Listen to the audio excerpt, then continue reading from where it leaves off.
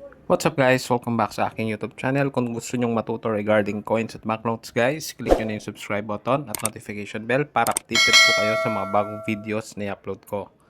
So ngayon guys, pag-usapan naman natin itong 25 centavos na part ng BSP series. So alin nga ba guys yung year na dapat nyong hanapin at tingnan para magkaroon po kayo or pwede nyo po itong ibenta ng medyo mataas na presyo.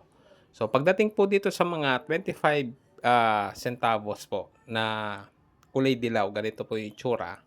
Ang kailangan nyo pong hanapin is yung year 2006.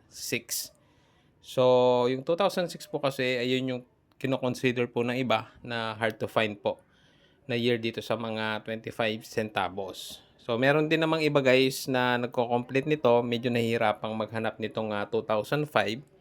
So yung iba yung naghahanap din ng 2005 pero hindi po katulad nung presyo ng year 2006. Possible po yung 2005 medyo less lang ng 100 pesos po, no?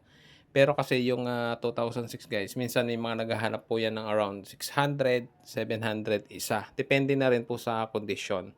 And syempre, depende na lang din po sa sa buyer, no? So, yun yung i-check nyo guys pagdating dito sa mga 25 centavos na kulay dilaw po, no? So, sa 25 centavos po na ganito, 2017 po is parang transition po ng BSP series to NGC. Ngayon, may mga hinahanap pa rin pong 25 cents na NGC na year 2017.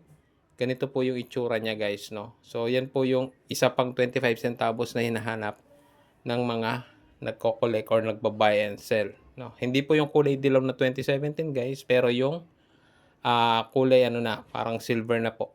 Yun yung kailangan nyong hanapin. So matotal guys, itong kulay dilaw, 2006 po yung hanapin ninyo.